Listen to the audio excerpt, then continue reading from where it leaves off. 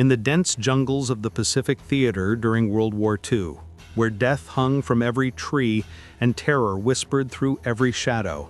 one American Marine became a legend with the most unlikely weapon imaginable.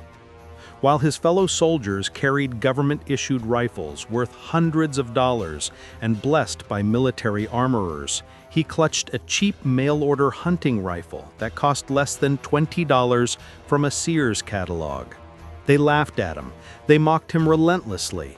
They called him foolish, stubborn, and dangerously unprepared for the brutality that awaited them all on those blood-soaked islands. But when Japanese snipers began picking off American troops one by one, turning the jungle into a killing field where no man felt safe, this ridiculed Marine with his mail-order rifle would silence every critic forever. In just 4 days of combat that would become the stuff of military legend, he would hunt down and eliminate 11 highly trained Japanese snipers, some of the most feared and skilled marksmen in the entire Imperial Army. This is the story of how one man's unshakable faith in his own weapon, his own skills, and his own purpose transformed mockery into respect, doubt into awe, and a simple catalog rifle into an instrument of American victory. This is the story of determination, precision, and deadly effectiveness that proved sometimes the greatest weapons are not the ones issued by generals, but the ones carried by men who refuse to be underestimated. Long before the war, long before the jungle, and long before the killing began, there was just a boy growing up in rural America where life moved slowly and survival meant knowing the land. He was born into a world where hunting was not a sport but a necessity, where putting food on the table required skill with a rifle before you learned to read properly, and where respect came not from what you owned but from what you could do. His father taught him to shoot when he was barely tall enough to hold a rifle steady. And from those first moments squeezing a trigger, something inside him clicked into place like a bullet sliding into a chamber. The woods became his classroom, and the animals became his teachers, instructing him in patience, in stillness, in reading the wind and calculating distance with nothing but his eyes and his instinct. While other boys played games in schoolyards, he spent his afternoons in the forests, learning to move like a shadow and shoot like thunder, developing a relationship with his rifle that went beyond tool and user into something almost spiritual. His mother worried that he spent too much time alone in the wilderness, but his father understood that the boy was not running away from the world, but rather learning to master a small piece of it in a way few men ever would. By the time he was a teenager, he could shoot the head off a running rabbit at 50 yards, drop a deer with a single shot from distances that made experienced hunters shake their heads in disbelief, and read the forest like other boys read comic books. The rifle he used was not fancy, not expensive, not impressive to anyone who did not see what he could do with it, but in his hands it became an extension of his own will, his own vision, his own deadly precision that would one day save American lives on a distant battlefield he could not yet imagine. When he turned 16, he found himself staring at a page in the Sears Roebuck catalog with the intensity of a man studying a religious text, because on that page was the rifle he had been dreaming about for months. It was a simple bolt-action hunting rifle, nothing fancy or military about it, but to him it represented perfection for the kind of shooting he loved. The price was $19.95, which might as well have been a fortune for a boy whose family scraped by on farm income and whatever game they could hunt. He worked odd jobs for nearly a year, doing everything from hauling hay bales to fixing fences, saving every penny with a discipline that impressed even his strict father, because this was not about having a new toy, but about owning the tool that would make him complete as a marksman. When he finally had enough money saved, He filled out the order form with shaking hands, mailed it off with a prayer, and then waited through the longest 2 weeks of his young life for the rifle to arrive. The day the package came, he tore it open like a child on Christmas morning, even though he was nearly a man now. And when he held that rifle for the first time, he knew with absolute certainty that this weapon and he were meant to be together. He spent the next several years shooting that rifle almost every single day, learning its quirks and its strengths, discovering that it shot slightly high at long distances and compensating automatically, finding that it preferred a certain type of ammunition that he special ordered when he could afford it, and slowly transforming an ordinary mass-produced hunting rifle into something uniquely his own. His friends teased him about his obsession, telling him he needed to get out more, meet girls, live a normal life. But he just smiled and kept shooting, because he understood something they did not. He understood that mastery required devotion, that excellence demanded sacrifice, and that one day this rifle might be called upon to do something far more important than kill deer. The attack on Pearl Harbor changed everything for America, and everything for him, though in different ways than most young men experienced. While others rushed to enlist, driven by rage and patriotism and a desire for adventure, he walked into the Marine Corps recruiting office with a quiet determination that had nothing to do with glory and everything to do with purpose. He knew that war meant killing, that the Pacific Theater meant jungle fighting, and that jungle fighting meant marksmanship would matter more than almost any other skill, and he had spent his entire life preparing for this moment without knowing it. When the recruiter asked him if he could shoot, he simply nodded and said he could hit what he aimed at, which was the kind of understatement that would become his trademark throughout his military service. The Marines accepted him immediately because they needed men, needed bodies to throw at the Japanese war machine that was conquering the Pacific one island at a time, and they processed him through boot camp with hundreds of other young Americans who were about to learn what hell really meant.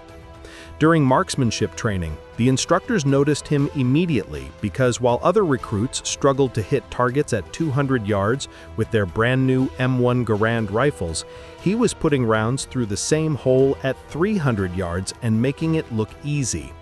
They offered to make him a designated marksman, offered to give him specialized training, offered to fast-track him into a sniper program that was just being developed, but he had one unusual request that made them pause. He wanted to bring his own rifle, that old mail-order Sears catalog hunting rifle that he had carried from home like a security blanket, because he knew that rifle better than he knew his own heartbeat, and he was convinced it would serve him better than any government-issued weapon possibly could. The officers looked at him like he was insane, explaining that military regulations required standard-issue weapons, that his civilian rifle had not been tested for combat conditions, that parts and ammunition might not be available, and that he would be taking a terrible risk bringing an unofficial weapon into a war zone. But he was stubborn in a quiet way that was somehow more powerful than loud arguments, and eventually they compromised, allowing him to bring his hunting rifle as a secondary weapon as long as he also carried the standard-issue Marine rifle for official purposes. When his unit shipped out to the Pacific, the reality of war hit them all like a physical blow the moment they saw their first combat-torn island rising from the ocean like a wounded beast. The beaches were black with volcanic sand, the jungles were thick with vegetation that seemed designed to hide death, and the air itself felt heavy with the weight of all the men who had already died fighting for these meaningless strips of land that would be forgotten by history even as they were written in blood. His fellow Marines noticed immediately that he carried two rifles, the standard M1 Garand that everyone else used, and his personal bolt-action hunting rifle that looked ancient and pathetic next to the modern military firearms surrounding it. The teasing started almost immediately, with guys calling him cowboy and asking if he planned to hunt rabbits while the real men fought the war, making jokes about mail-order Marines, and wondering out loud if his girlfriend had bought him that toy rifle from a magazine. He took the mockery silently, never defending himself, never explaining, just quietly cleaning both his rifles every night with a devotion that bordered on religious ritual, because he knew that words would never convince them, but results might. The veterans in the unit, the men who had already survived 1 or 2 island campaigns, were more direct in their criticism, telling him flat out that his hunting rifle would get him killed, that bolt action meant too slow in combat, that he was being sentimental and stupid about a weapon that belonged in the woods back home, not in a war zone where split seconds meant the difference between living and dying. The unit sergeant pulled him aside one evening and strongly suggested he leave the hunting rifle behind before they went into actual combat,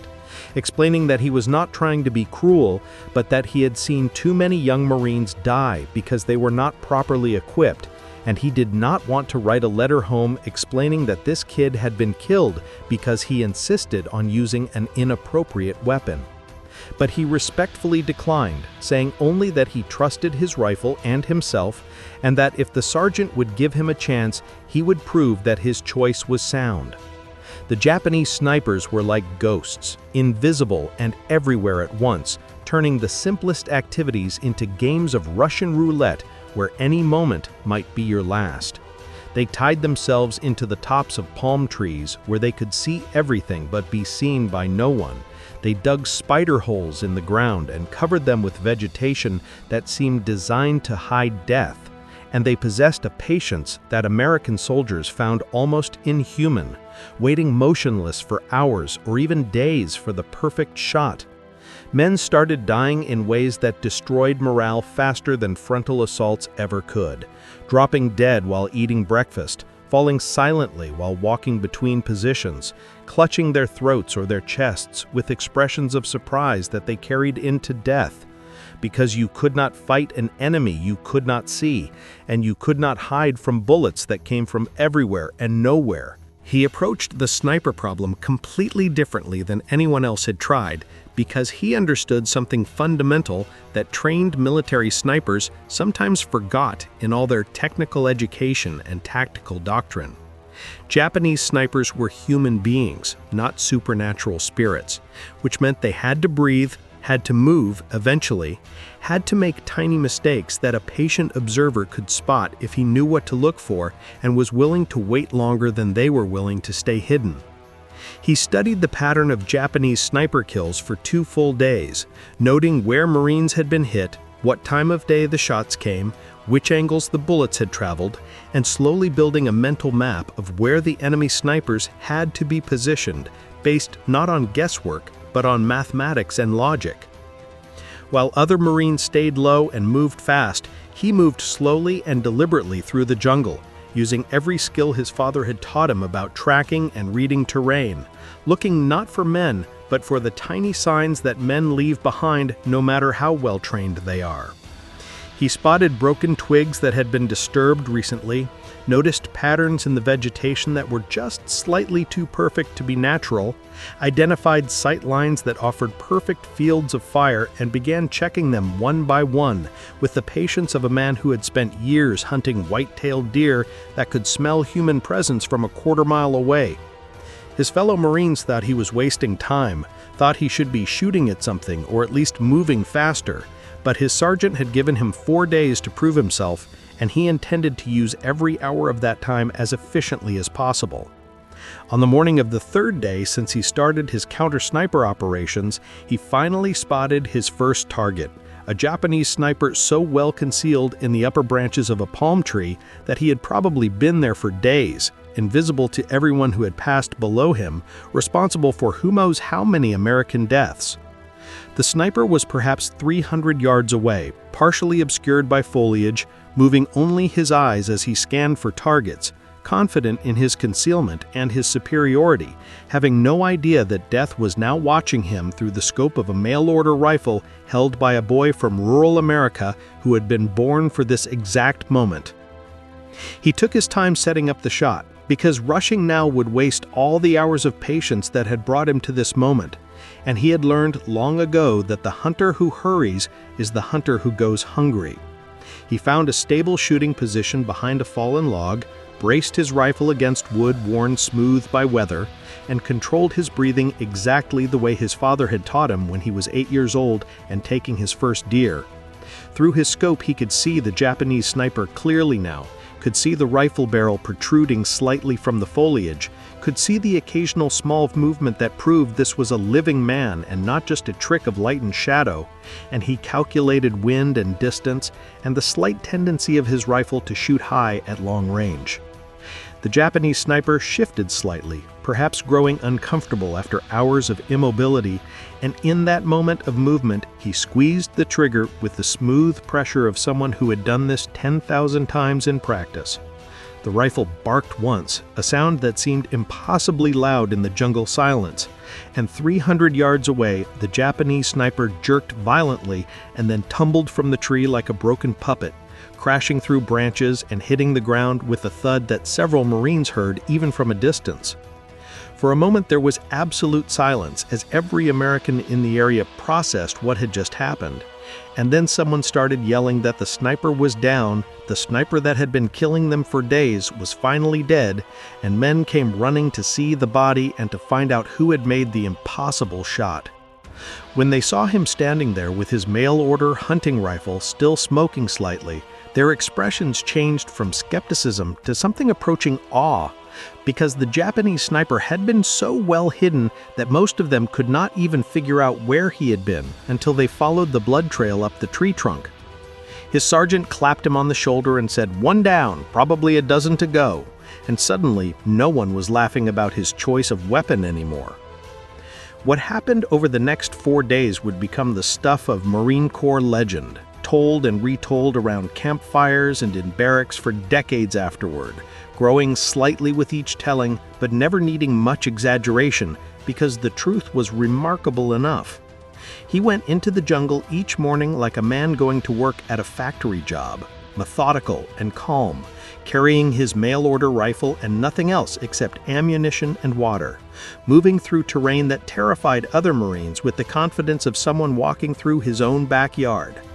He had developed a system now, a pattern of hunting that combined everything he knew about tracking game with everything he was learning about how Japanese snipers operated, and the result was devastatingly effective in ways that trained military snipers found difficult to explain because it was based more on instinct and experience than on doctrine and procedure.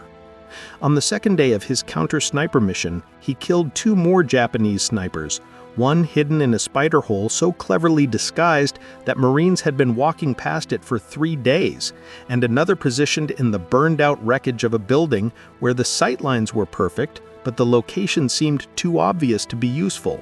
As word spread through the Marine units about his success, officers and other snipers started asking him questions about his technique, his approach, and especially about his rifle, because they could not understand how a cheap civilian hunting rifle was outperforming military weapons that cost 10 times as much and had been specifically designed for combat.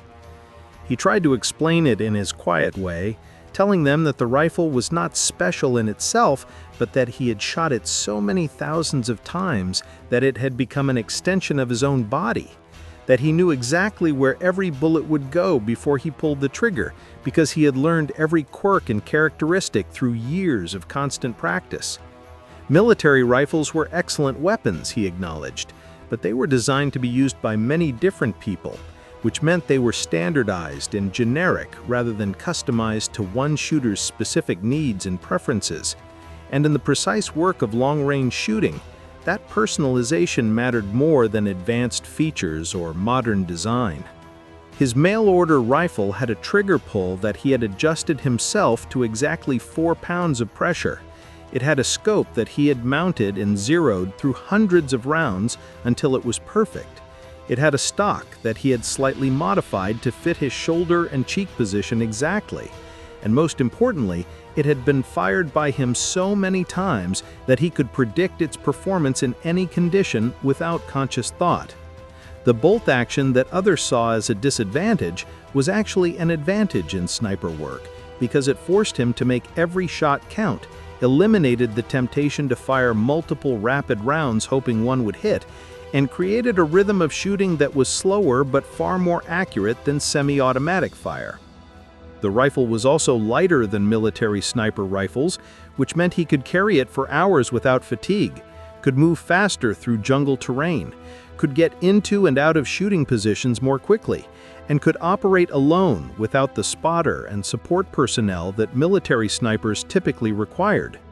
Perhaps most importantly, the rifle was his own personal property, which meant he cared for it with a level of devotion that went beyond what anyone felt for government-issued equipment, cleaning it obsessively, protecting it from moisture and dirt with almost paranoid attention, treating it like a sacred object, because in many ways it was sacred to him. Military armorers who examined the rifle could find nothing particularly special about it mechanically, but they were looking at the wrong thing, because the special part was not the rifle itself, but the bond between the rifle and the man who wielded it, a connection forged through years of practice that turned an ordinary tool into an instrument of extraordinary precision. He was waging psychological warfare against the Japanese forces on the island, making them afraid of an invisible enemy just as they had been making the Marines afraid, turning their own tactics against them with devastating effectiveness that went beyond the simple mathematics of 11 dead snipers. Japanese soldiers started showing signs of the same stress and fear that had been plaguing American troops earlier, becoming nervous and jumpy, firing at shadows, wasting ammunition on ghosts, because they knew that their best snipers were being systematically hunted and killed by someone they could not locate or counter. The legendary Japanese discipline and patience began to crack under the pressure of knowing that even their most elite soldiers were vulnerable, that the Americans had somehow found a way to neutralize one of their most effective tactical advantages. And this knowledge spread through their forces like a disease, weakening morale and creating doubt where there had been certainty. Japanese commanders pulled some of their remaining snipers back from forward positions, reducing their effectiveness because they were now shooting from longer ranges and less optimal locations, afraid to take the advanced positions where they were most dangerous because those positions had become death traps for them rather than for the Americans. This shift in the tactical situation had ripple effects across the entire battlefield, allowing Marines to move more freely, reducing casualties from hidden fire, speeding up the advance that had been slowed to a crawl by sniper fear, and generally improving the combat effectiveness of American forces in ways that were difficult to quantify but impossible to deny. His fellow Marines started feeling safer, started moving with more confidence, started taking the kinds of tactical risks that are necessary for victory but that had seemed suicidal when every shadow might hide a sniper, and this restoration of morale and effectiveness was worth far more than the 11 dead Japanese snipers he had officially killed. Commanders who had initially been skeptical of his unorthodox approach now wanted him attached to their units, wanted him training other Marines in his techniques, wanted to know if his success could be replicated and scaled up to create a program that could be used across the Pacific theater. The kid with the mail-order rifle had accidentally created a new model for counter-sniper operations that combined elements of hunting, patience, individual initiative, and personalized equipment in ways that military doctrine had not previously considered, but that combat results proved were remarkably effective. But there was a cost to what he was doing that went beyond physical danger, a psychological and spiritual price that no amount of glory or respect could fully compensate for or erase.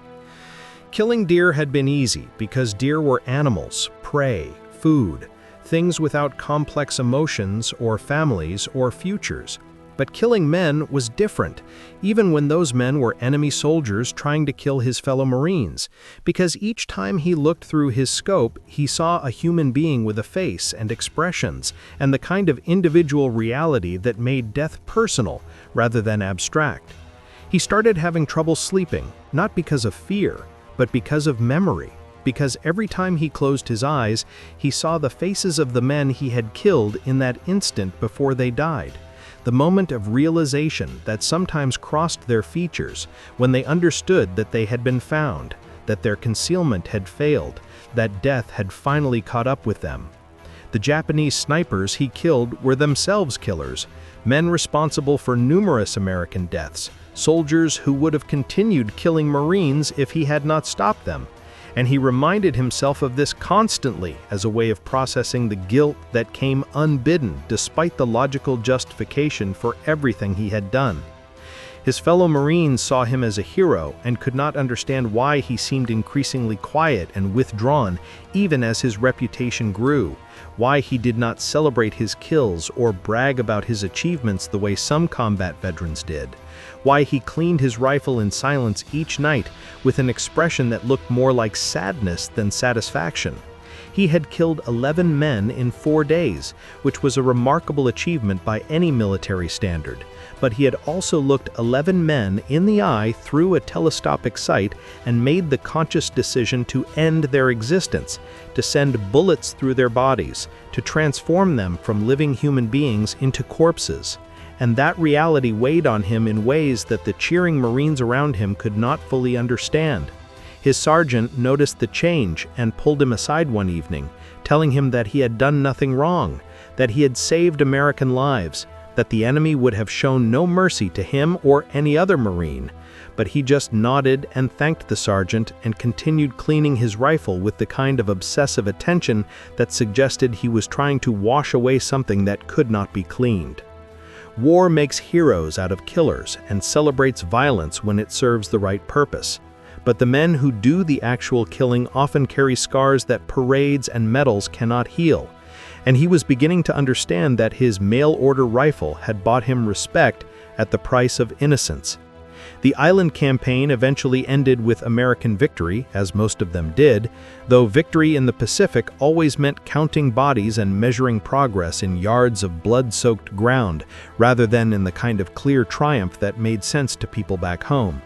His contribution to that victory was recognized officially when his commanding officer put him in for a commendation, citing his elimination of 11 enemy snipers and his role in significantly reducing Marine casualties during a critical phase of the operation.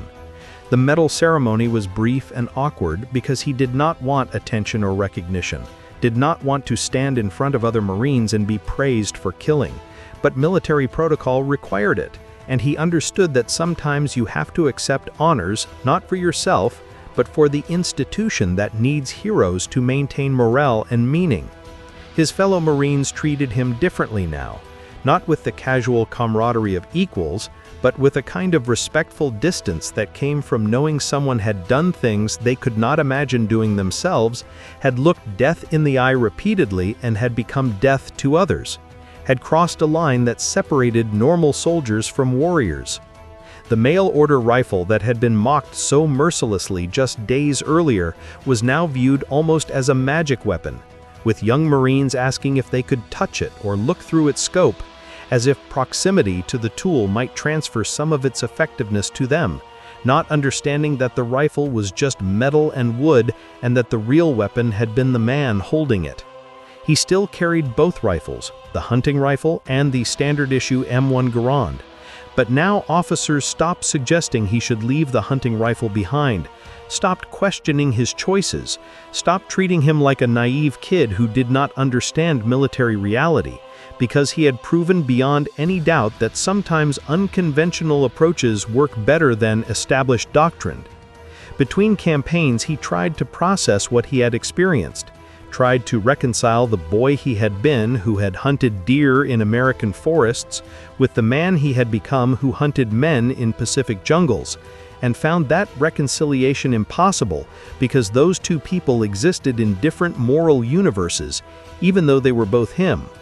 He wrote letters home to his parents, carefully edited letters that talked about weather and food and his buddies, but never mentioned the killing. Because how could you explain to your mother that you had looked through the scope of the rifle she had watched you save up to buy and used it to end 11 human lives, even if those lives belonged to enemies who would have killed Americans without hesitation? The Pacific War ground on, with seemingly endless brutality, island after island, campaign after campaign, each one a miniature apocalypse where thousands died for objectives that would be forgotten by historians even as they were being fought. He returned to combat operations after his teaching assignment ended, no longer just another Marine, but now a known quantity, a proven asset, someone that commanders specifically requested when they knew they would be facing entrenched Japanese positions with strong sniper presence. He continued using his mail-order rifle throughout the war, carrying it through jungles and across beaches and into urban combat zones that looked like visions of hell. And while he never again had 4 days as remarkable as that first counter-sniper operation, he continued to be devastatingly effective in the specialized role he had carved out for himself. His total count of confirmed enemy kills grew throughout the war, though he stopped keeping track himself because the numbers had started to feel overwhelming, had started to seem less like achievements and more like a ledger of death that he was not sure he wanted to account for when the war finally ended and he had to return to being a normal person. Other veterans understood better because they had their own demons, their own memories that did not fade, their own struggles to pretend that the world made sense when they had seen too much evidence to the contrary, and he found himself spending more time with other broken soldiers than with civilians who expected him to just get over it and move on. When the atomic bombs fell and Japan surrendered and the war finally ended in ways that felt both triumphant and deeply troubling, he found himself on a transport ship heading back to America with thousands of other veterans who were trying to figure out how to be human again after years of being soldiers. The mail-order rifle came home with him because it was his personal property, and because after everything they had been through together, abandoning it felt like a betrayal, even though it was just an object, just metal and wood that had no feelings or memories of its own. He tried to readjust to civilian life, tried to find work and normalcy and some sense of purpose that did not involve killing, but the transition was brutally difficult in ways that people who had not experienced war could not understand and did not want to hear about because America was celebrating victory and did not want to be reminded of the cost. The skills that had made him a hero in combat were useless or worse in peacetime, because what employer needed someone who could kill enemy snipers? What job application asked for expertise in hunting humans? What normal social situation required the kind of patience and precision that had saved Marine lives on Pacific Islands? He took the rifle hunting in the same woods where his father had taught him to shoot years earlier, before the war, before everything changed, and found that killing deer no longer brought him any satisfaction or peace, because after killing men, killing animals felt both too easy and somehow more disturbing, a reminder of innocence he could never reclaim. His family tried to welcome him home, tried to help him readjust, but they could see that something fundamental had broken inside him, that the boy who had left for war had not really returned, even though his body was back in their house, and they did not know how to fix something they could not understand. Other veterans understood better, because they had their own demons, their own memories that did not fade, their own struggles to pretend that the world made sense when they had seen too much evidence to the contrary, and he found himself spending more time with other broken soldiers than with civilians who expected him to just get over it and move on.